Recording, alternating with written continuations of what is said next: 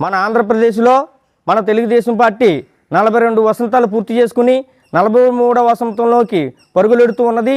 ఈ పార్టీ ఆ రోజు నుంచి ఈ రోజు వరకు కూడా అభివృద్ధి పదంలో నడుస్తున్నది.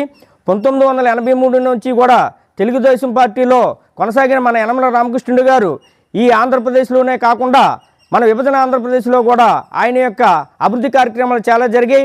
ఆ రోజు చంద్రబాబు నాయుడు గారితో ఈయన రాజకీయంలో ఉండి ఈరోజు హైదరాబాదులో హైటెక్ సిటీ నడుస్తుందంటే ఆ హైటెక్ సిటీలో ఈయన ఆర్థిక మంత్రిగా ఉన్నప్పుడు దిశానిర్దేశం చేశారు.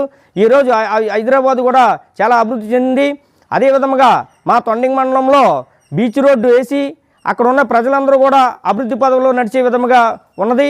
ఈరోజు ఆ బీచ్ రోడ్డు వేయడం వల్ల అక్కడ ఎస్ఈజెడ్ అయితేనేమి, అరవిందో అయితేనేమి, దివిస్ ఫ్యాక్టరీ అయితేనేమి, ఎక్కువ యాసిరీస్ కూడా వచ్చి ఆర్థికంగా తొండింగ్ మండలం చాలా అభివృద్ధి పదంలో నడుస్తుంది. అదేవిధంగా తుని మున్సిపాలిటీలో ఆ రోజు ఏ విధమైన డ్రైనేజీలు కానీ రోడ్లు కానీ ఉండేవి కాదు. యనమల రామకృష్ణుడు గారు మినిస్టర్గా ఉండి తుని మున్సిపాలిటీ అంతా కూడా డెవలప్ చేయడం జరిగింది.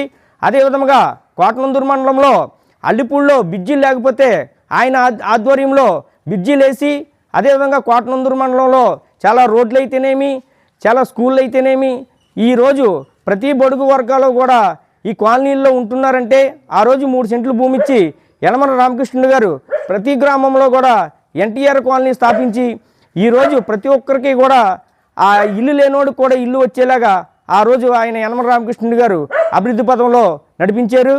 ఈయన యొక్క అభివృద్ధి ఏంటంటే తెలుగుదేశం పార్టీలో 42 సంవత్సరాలు ప్రోటోకాల్ ఉండి ఒక ఏకైక నాయకుడిగా ఆ పార్టీలో అంత నిజాయితీగా నడుచుకున్న నాయకుడు ఎవరైనా ఉన్నారంటే ఒక యనమల రామకృష్ణుడు గారని ఈ సభాముఖంగా తెలియజేస్తున్నాం.